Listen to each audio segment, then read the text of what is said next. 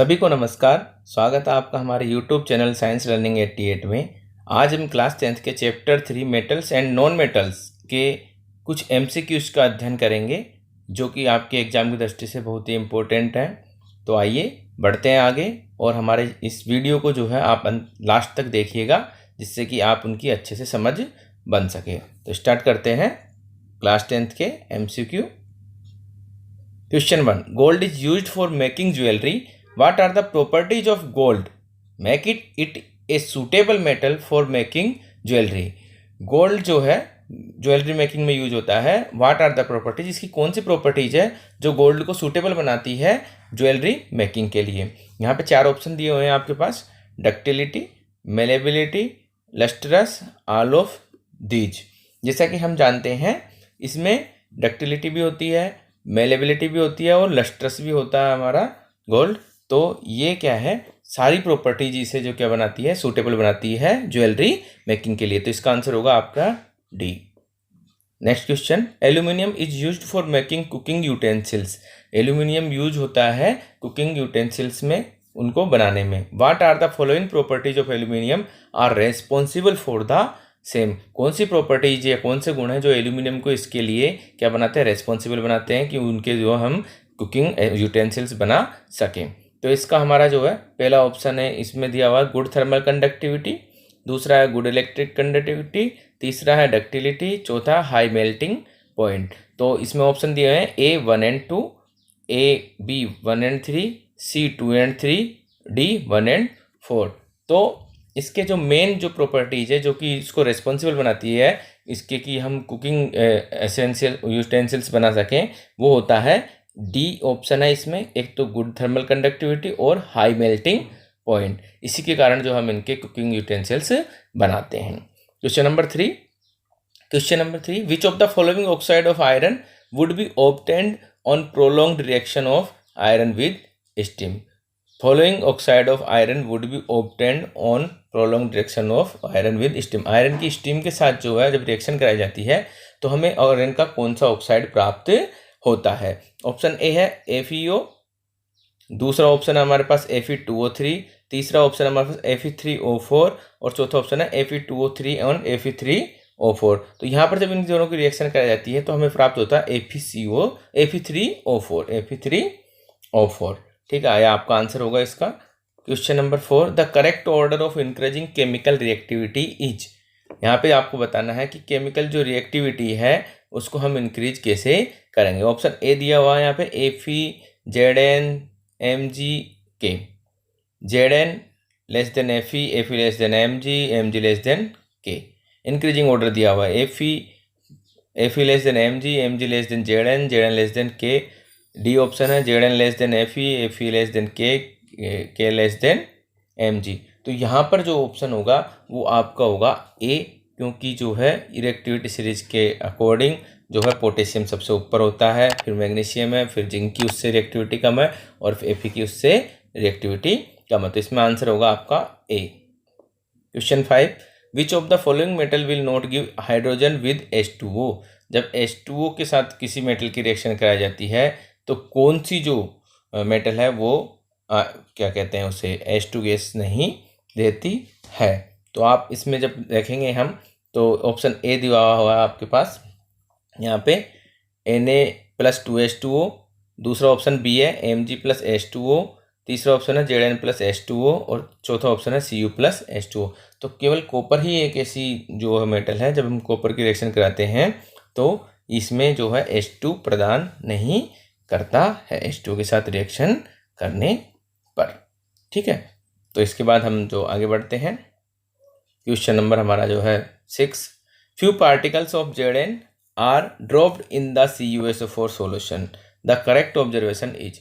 कुछ पार्टिकल्स जो है Zn के CuSO4 सॉल्यूशन में डाले गए, तो आपका करेक्ट ऑब्जर्वेशन क्या होगा। ऑप्शन ए दिया हुआ है यहाँ पे, blue colour of CuSO4 solution fades. Blue colour जो CuSO4 का होगा वो फेड हो जाएगा। बी ऑप्शन है solution changes to red colour, C option है solution become black, D option है solution become silvery white.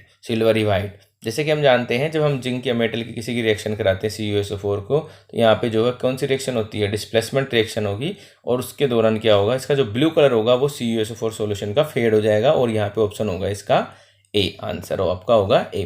Question number 7, which of the following non metal is liquid at room temperature, कौन सा non metal जो है room temperature पर liquid होता है। यहाँ पे आपके पास ऑप्शन दिया हुआ, ए मरकरी, दूसरा कार्बन, सी फास्फोरस, चौथा ब्रोमीन। तो यहाँ पे आपका जो ब्रोमीन धातु होती है, नॉन मेटल होती है, वो क्या होती है, द्रव अवस्था में पाई जाती है। तो इसका आंसर होगा आपका डी, ब्रोमीन।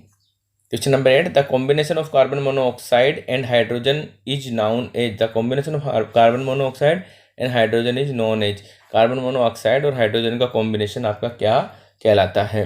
जैसे कि हम जानते हैं यहाँ पे ऑप्शन ए दिया हुआ कार्बन गैस, बी कोयल गैस, सी कार्बोनिक गैस और डी वाटर गैस।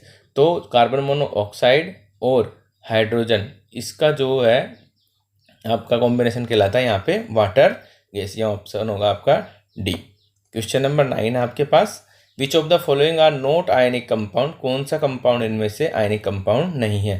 पहला ए KCl, 2 HCl, तीसरा CCl4 और चौथा NaCl। अब इसमें आपके पास ऑप्शन दिए हुए हैं, तो हम देखते हैं यहाँ पे।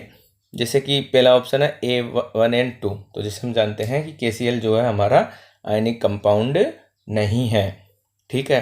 तो दूसरा ये ऑप्शन गलत हो गया। दूसरा ऑप्शन है B 2 and 3, तो 2 है हमारा, ये देखते हैं हम HCl एक आयनिक कंपाउंड है, और 3 CCl4 भी एक आयनिक कंपाउंड है। तो आपका ऑप्शन होगा बी, ये आपका आंसर होगा।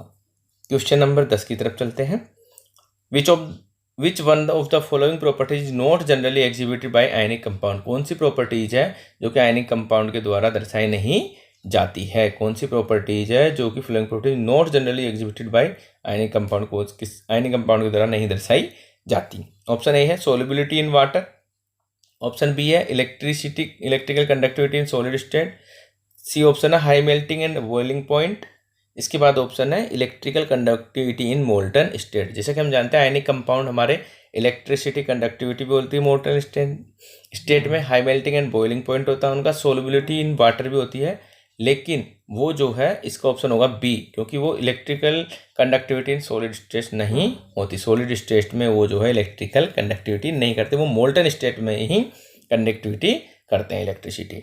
Question number 11, which of the following properties is generally not shown by metal, कौन सी प्रॉपर्टीज मेटल्स के द्वारा नहीं दर्शाई जाती है। पहला ऑप्शन है इलेक्ट्रिकल कंडक्शन, ये दर्शाई जाती है। दूसरा ऑप्शन है सोनोरस, ये भी दर्शाई जाती है। डलनेस, हाँ मेटल्स जो है लस्ट्रस होते हैं, डलनेस नहीं होते, तो इसका ऑप्शन होगा आपके सी, आंसर क्या होगा C.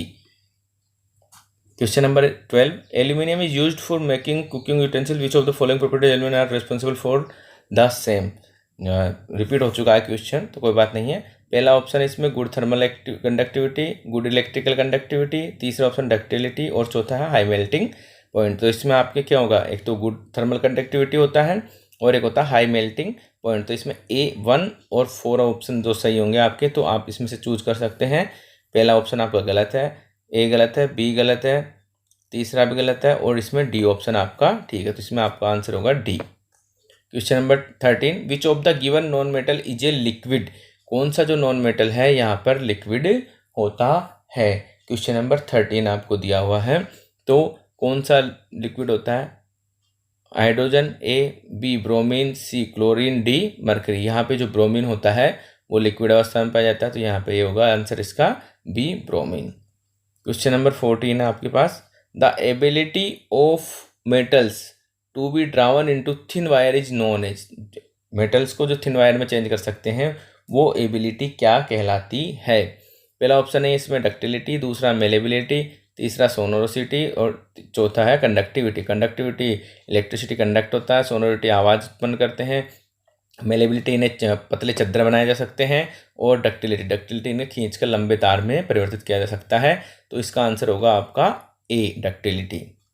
Question number 15, which one of the following metal do not react with cold as well as hot water, कौन सी जो है धातु वो रिएक्ट नहीं करती कोल्ड और हॉट वाटर के साथ।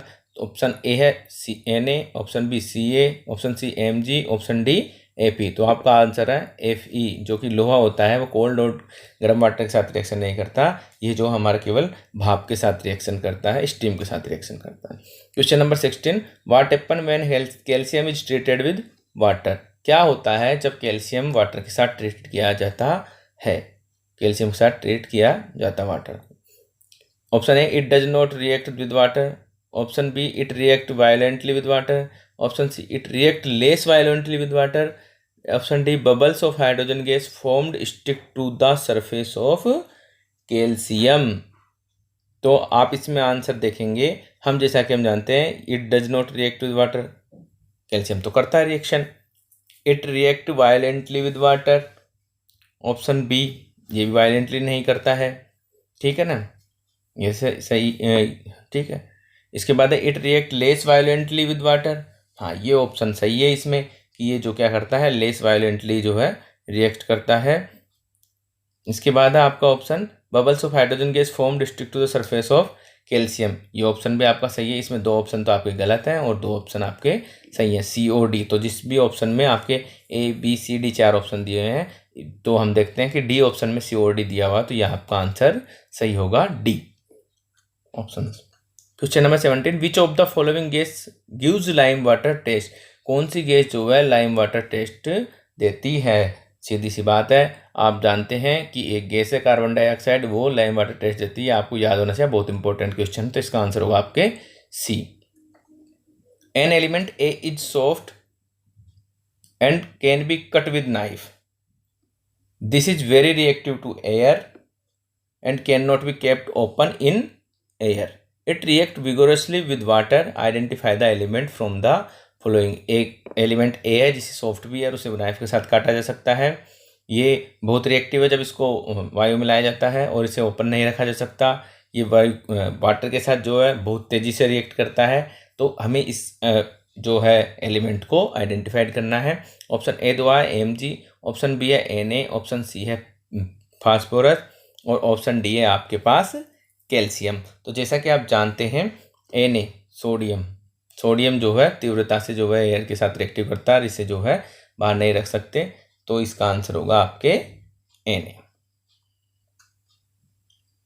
विच of the following can undergo a chemical reaction. इनमें से कौन सी जो है रिएक्शन वो होगी, केमिकल रिएक्शन होगी, किसमें रिएक्शन होगी? हमने दिया हुआ option A MgSO4 + Ac, ZnSO4 + Ac, MgSO4 + Pb, CuSO4 + Fe। जैसा कि हम जानते हैं यहाँ पे एक ही ऑप्शन है CuSO4 + Fe, जो कि रिएक्टिविटी सीरीज के अकॉर्डिंग जो है यहाँ पे डिस्प्लेसमेंट रिएक्शन होगी। तो ये आंसर होगा आपका D. Question number 20, an aluminium strip is keeped immersed in a freshly prepared ferrous sulphate. Aluminium की स्ट्रिप को हमने किस में रखा है? Fresh prepared ferrous sulphate solution में, taken in a test tube. The change observed is that. हमें वहाँ पे क्या चेंज देखने को मिलेगा?